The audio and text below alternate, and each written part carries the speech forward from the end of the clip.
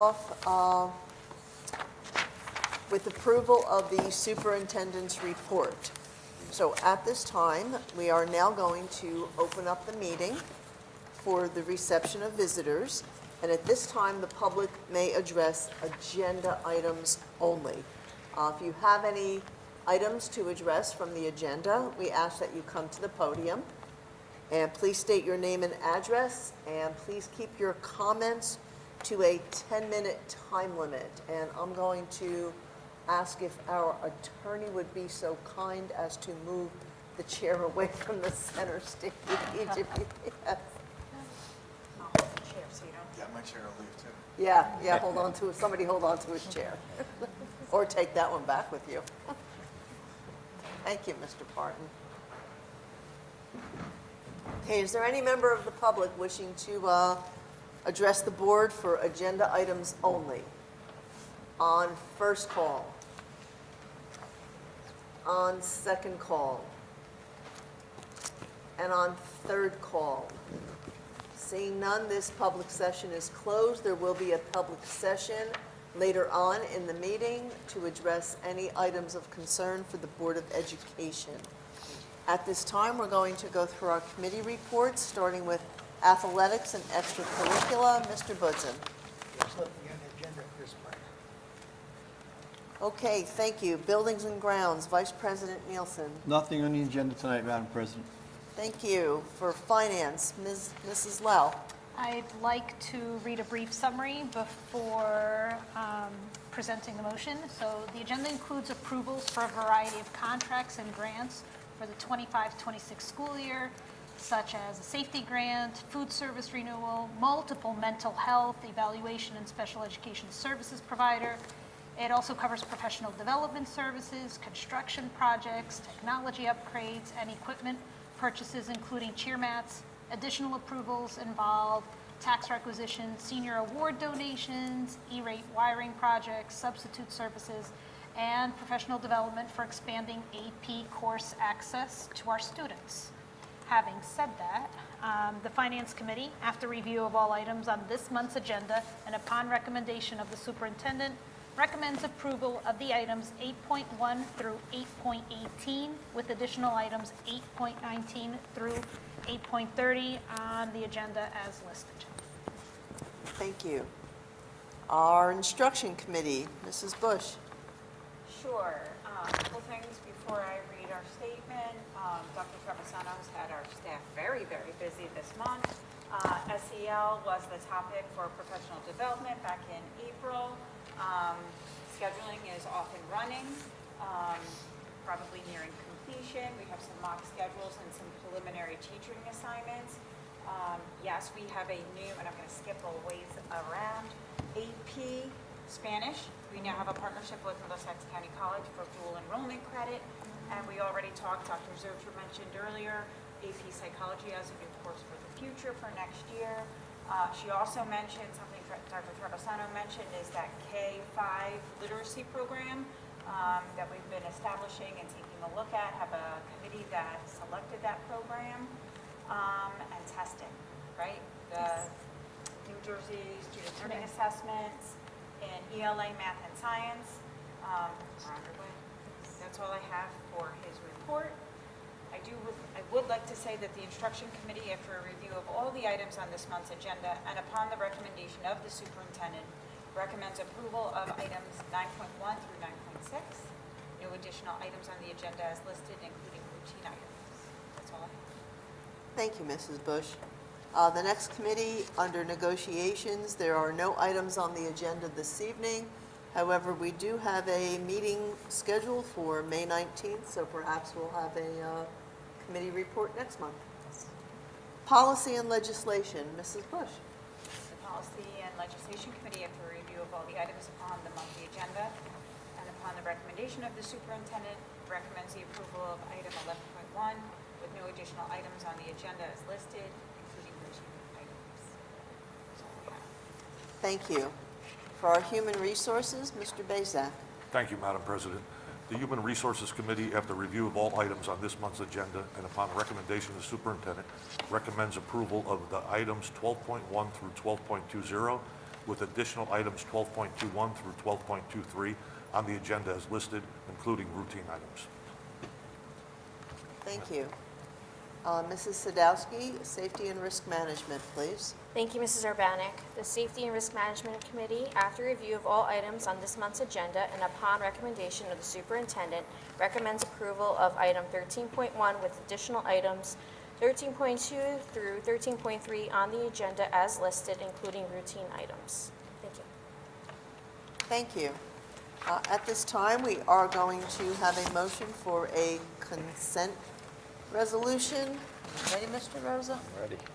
Okay. So the South River Board of Education, by means of a consent resolution, adopt various resolutions of routine and non-controversial nature at one time, and whereas the below listed resolutions are hereby adopted by the said Board of Education in whole, as if the same were individually acted upon, and those are on the President of the Board, 2.3 to 2.5, on the Board Secretary, 3.3, under Superintendent of Schools, 4.2, under Finance, 8.1 through 8.3. Under Instruction, 9.1 through 9.6. Under Policy and Legislation, 11.1. Under Human Resources, 12.1 to 12.23. And under Safety and Risk Management, 13.1 through 13.3. Thank you. Do we have a motion for that resolution? Nielsen moved the consent resolution. We have a motion by Vice President Nielsen. Is there a second? Second. By Mrs. Lowe. Pick somebody. All in favor? Aye. Thank you. Motion carries. We have a committee report from our School Board Borough Council Liaison Committee. Vice President Nielsen. Nothing to report, but he's in the audience tonight, and he did show up at the baseball game at the Trenton Thunder, which was nice to see the support coming all the way down there. We really appreciate that, Mr. DeSantis. And again, he does bring things out at council meetings, so we are getting the word out from the good things at the school district on both ends. That's all I have. Nice to see you, Mr. DeSantis. Thank you. For our PTA liaison, Mrs. Sadowski. Thank you. I do have a couple updates. For the primary ELC PTA, book fair is going on at primary this week. They are also hosting a Somerset Patriots fundraiser that is on Saturday, May 17th. The link to purchase tickets is located in the ERAM, as well as on Dr. Lieberman's weekly email that she sends out. Your books are also on sale. Teacher Appreciation Week is next week, and the PTA is looking for donations to stock the Teachers Lounge. All that information can be either found on Facebook, or I do believe there's also a link in Dr. Lieberman's email that she sent out on Friday. Elementary school PTA, they are selling Rams blankets. Yearbooks are also ongoing, and they are collecting 5th grade baby photos for the yearbook until April 30th. And they are looking for volunteers to help at the 5th grade fun night on Friday, June 13th. That's all I have. Thank you. That's a lot. Thank you.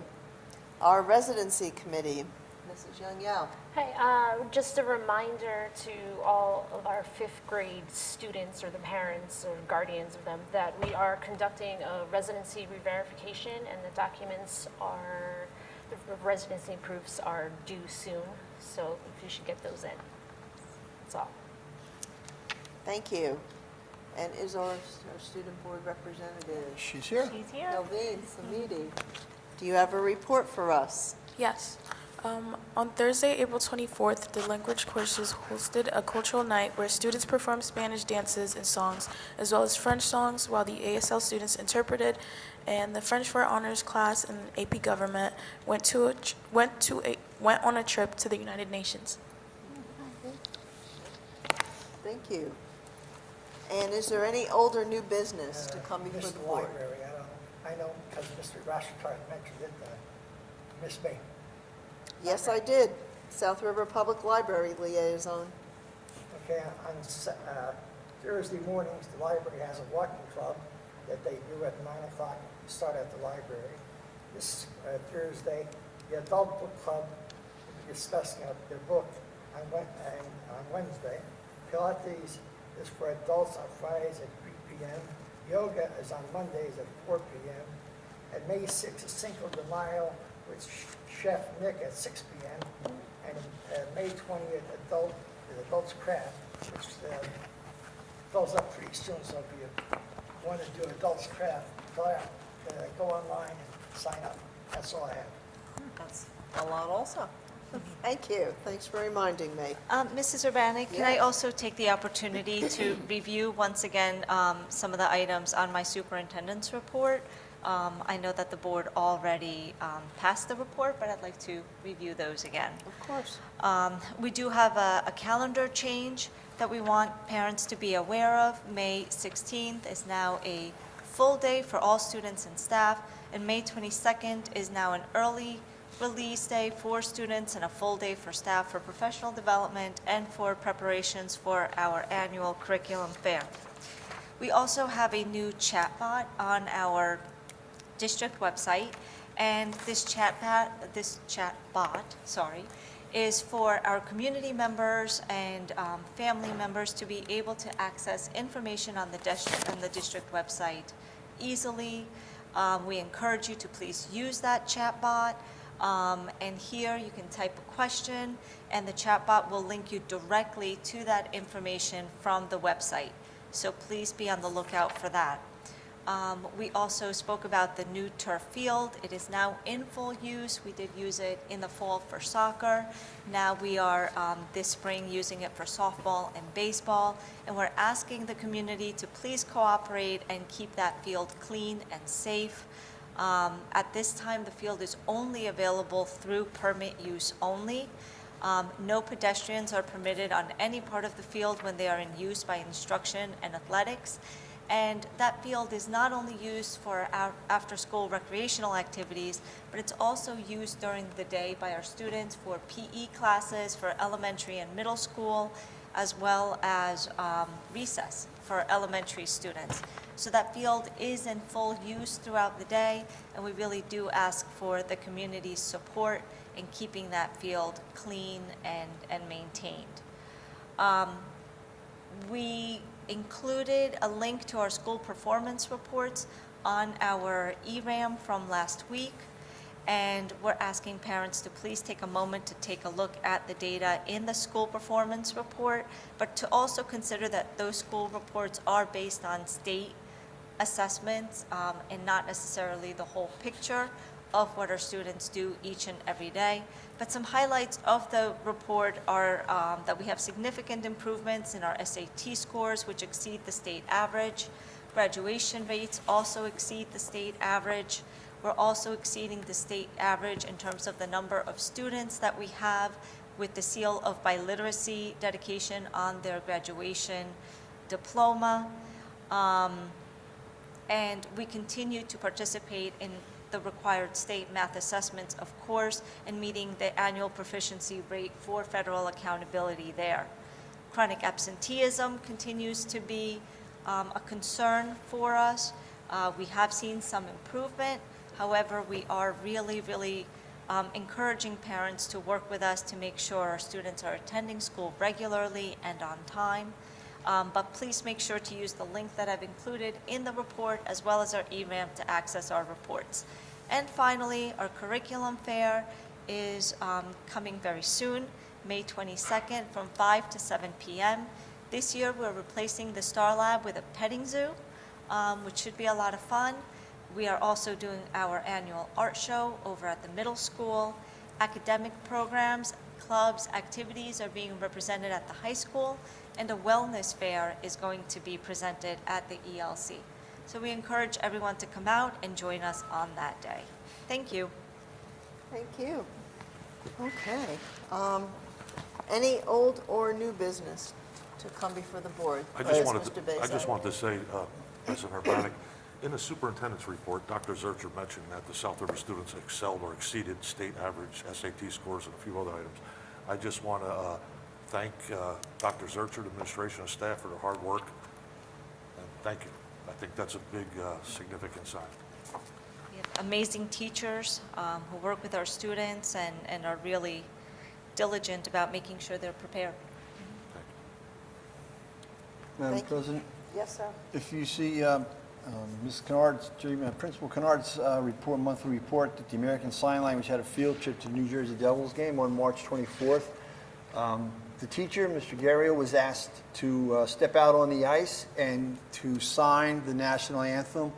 I know a few of the students attended that game with her, and they were thrilled to see their teacher out there on the ice signing the national anthem, and to be, I want to thank the Devils for inviting her to do that, and for supplying tickets for the students to attend. That's all I have. That's great. Thank you. And do we have any other old or new business at this time? Do we have a report from our attorney? Yes, for executive session. Okay, thank you. Payment of bills, Mrs. Lau. Thank you. The Finance Committee recommends that all bills presented, having been certified by the School Business Administrator Board Secretary, be paid as listed, and I so move. We have a motion by Mrs. Lau Second. and a second by Vice President Nielsen. All in favor? Aye. Thank you. Motion passes. At this time, the board is now going to again open up the meeting to the public, and at this time, you may address any concern or comment that you have for the Board of Education. If you do come to speak, please state your name and address, and please keep your comments to a 10-minute time limit on first call.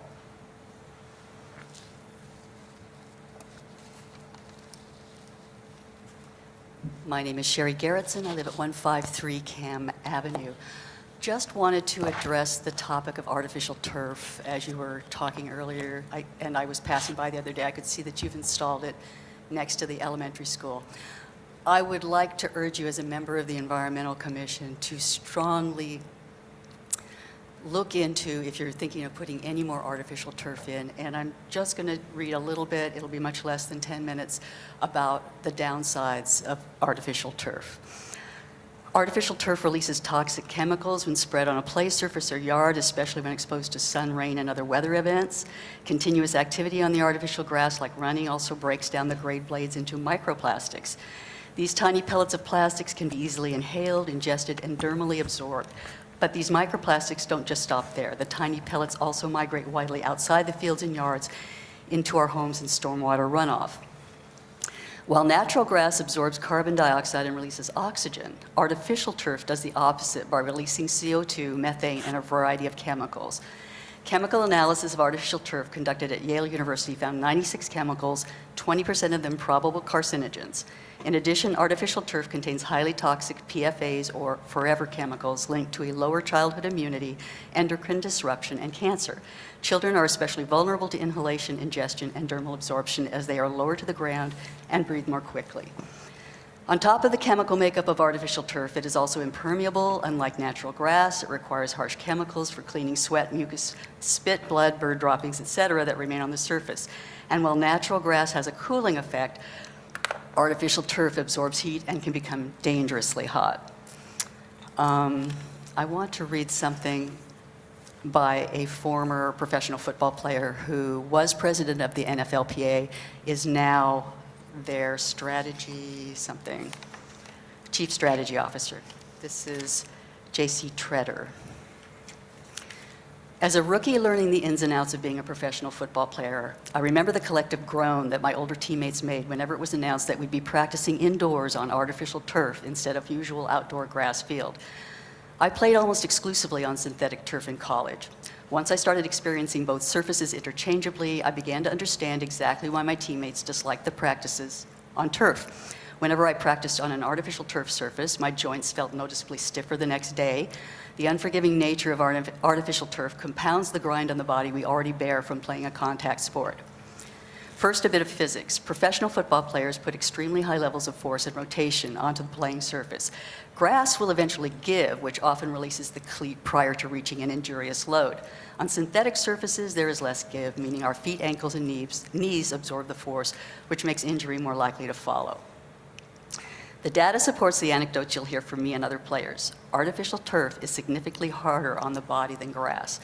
Based on NFL injury data collected from 2012 to 2018, not only was the contact injury rate for lower extremities higher during practices and games held on artificial turf, NFL players consistently experienced a much higher rate of non-contact, lower extremity injuries on turf compared to natural surfaces.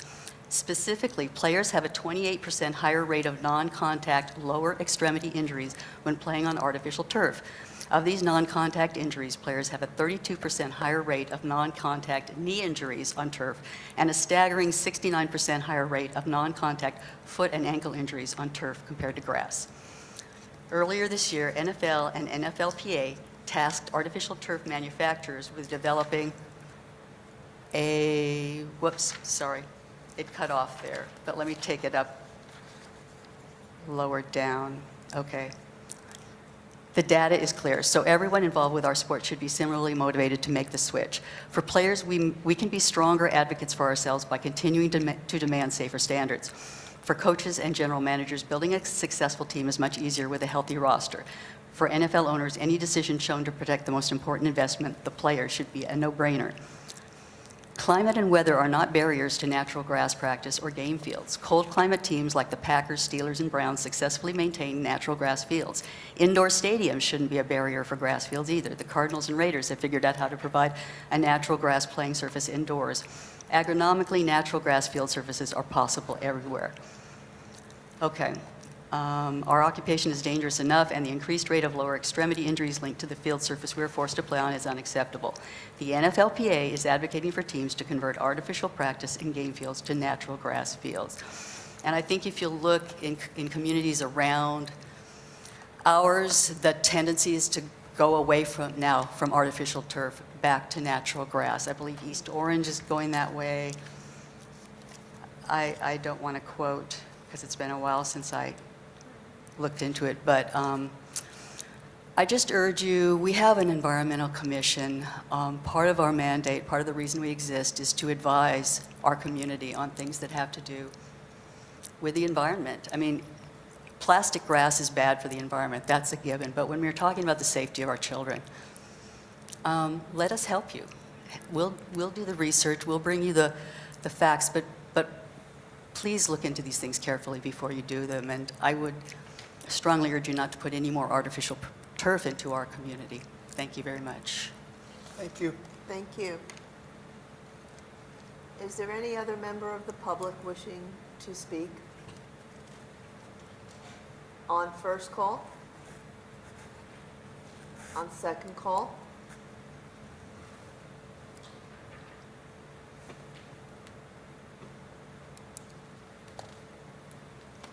Good evening, my name is Sue Walker. I live at Can you speak into the microphone, Sure. please? Good evening, my name is Sue Walker. I live at 134 Jackson Street. Thank you for letting me attend my first board meeting. I'm excited to be here, a little nervous, but I have two concerns, one of them being the parking space right outside the high school here at the intersection of Lexington and Montgomery. I have a son who is in ELC, and driving home after school, I have found on multiple occasions that it's a blind spot, that last parking space right in front of the pedestrian crossing, that it could pose a safety hazard.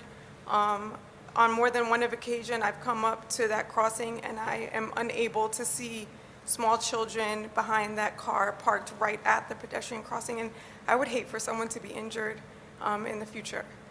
I hope this is the right place to bring my concern. Excuse me, I'm very nervous.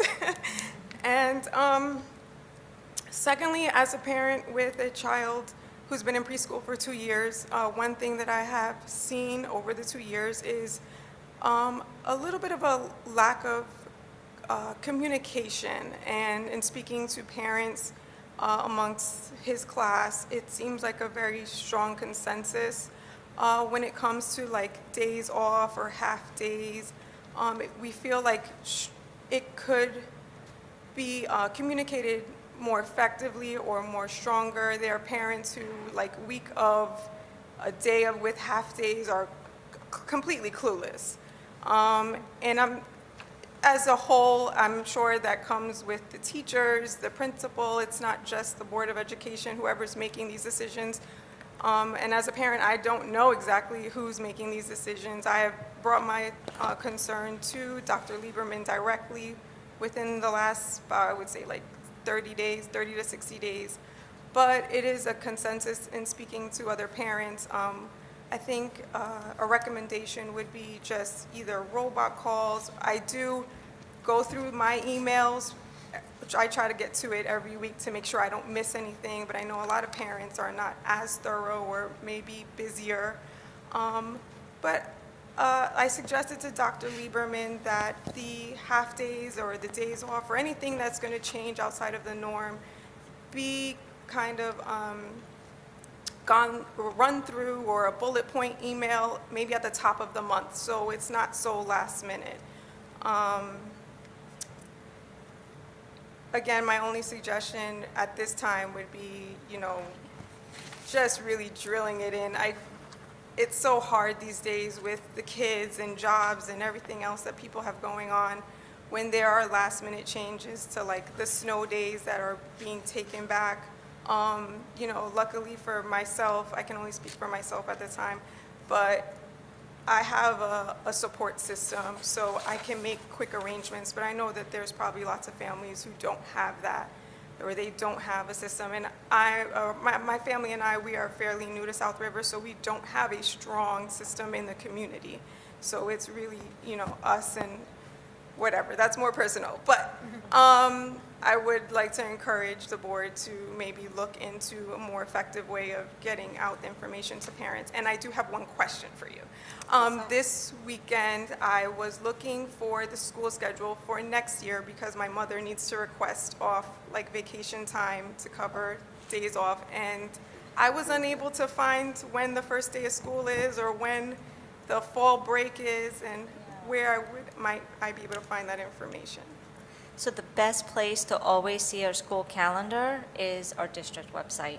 If you go to the district website, there's a calendar on the front page, and there's two ways to look at it. You can look at it by month, and you can also look at the year as a whole. Okay. So our new calendar is definitely there. Okay. And you could be like a good person to be the first to try our chat box and put in there, can I get the district calendar for 25, 26? It's going to take you right to that link, and you can print out that calendar if you can, and just, I don't know, I was a mom, I kept it on the fridge, but even on that yearly calendar, it shows you which are the days that would be potential snow days that we'll Right. take back. Okay. So that way you have your whole year planned ahead. Okay. But I would definitely, the best source is the district website, and the website also does have an app for your phone. Okay. So you can see the information on the district website through a device, or you can actually download the app, which is the Interlocking SR, and you could have it right there on your phone too. Okay, so I should be able to go to the website now and pull up the 2026 Yeah, I'm gonna try it right Okay. now. Yes, you should be You able want to be to. the first, you're going to ruin it. She's typing it in right now. I just want to see how it comes out. The latest news. Mm-hmm. Sylvia. It's under latest news. Under latest news. Just type in, where's the calendar? Whatever.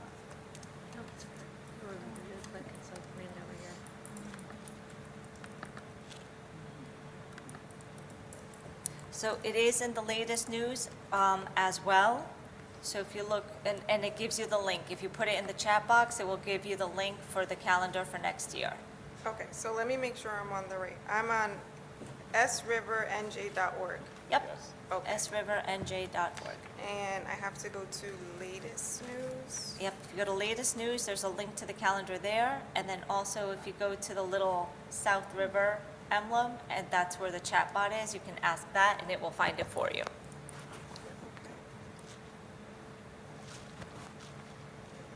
I'm trying to find the latest news. So if you can imagine, if I was trying to do this weekend and couldn't find it, because I just kept going to calendar.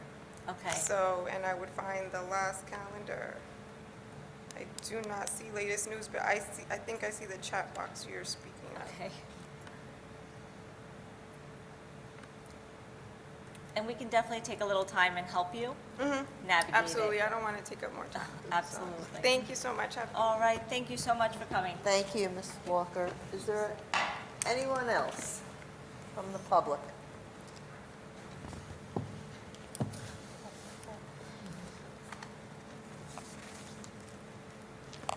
Hello, everyone. My name is Erling Darlis and my address is 52 Colfax Street. I noticed that on the finance portion, I wanted to know in terms of with the approval of the contracts, is there a particular website that the South River School District uses in terms of like if a person is a contractor and would like to provide services to the school district? Is there a particular website? Which contracts are you In terms of when I looked at the finances and it talked about the approvals, and it mentioned who got grants or particular Or who got business. contracts Right, related to contract, correct. Sylvia, will you speak to that, please? Sure, either Mr. Rose or I could speak to that. So the contracts that you see on the agenda are contracts with different vendors. Okay. And we do have to follow a state mandated process in Okay. order to be able to contract with specific vendors. We can't just, for example, order something from Amazon. Right. Like you do at home. So we have to go through a very specific process. So there is no website per se. Okay. But we do get a lot of our vendors from the ESC&J Commission. Okay. And if you go to the ESC&J Commission, you would see that they have a list of vendors that have approved state contracts, for example. Got it. They You may or said may E. not be contracts that we participate with, but that would be an example of where you could seek that information. Awesome. You said E. ESC&J. Okay. Thank you so much. Sure. Thank you. Is there anyone else from the public wishing to address the board at this time? Again, on first call, on second call, and on third call. This public portion now is closed. At this time, the board is going to go into executive session. So be it resolved that pursuant to Sections 7 and 8 of the Open Public Meetings Act, the following subjects be discussed at a session of the Board of Education closed to the public, and those items are attorney-client privilege and personnel. It is presently anticipated that the items to be discussed in closed session can be disclosed to the public when resolved. Is there a motion to go into Nielsen. closed? By Vice President Nielsen. Is there a second? Second. Second by Mrs. Sadowski. Mr. Rosa, could you please call the roll? Mr. Bezak. Yes. Mr. Butson. Yes. Mrs. Bush. Yes. Mrs. Lau. Yes. Mr. Nielsen. Yes. Mrs. Sadowski. Yes. Mrs. Young Yao. Yes. Mrs. Urbanek. Yes. May we ask that everyone please clear the auditorium? The board is going into a closed session agenda. Hey, Matt? The South River Board of Education is back in open meeting, and at this time, the South River Board of Education appoints Uche Onvidave as board member to fill the open seat as a result of Mrs. Lisa Burns' resignation from the period of April 28, 2025 through the reorganization meeting of 2026. Is there a motion? Nielsen. Motion by Vice President Nielsen. Second. Is there a second by Mr. Bezak? All in favor? Aye. Aye. So carried. Okay, at this time, seeing no other business to come before the board, is there a motion to adjourn? Nielsen. By Vice President Nielsen, Bezak. second by Mr. Bezak. All in favor? Aye. Thank you. This meeting is adjourned. And I will confirm with you tomorrow that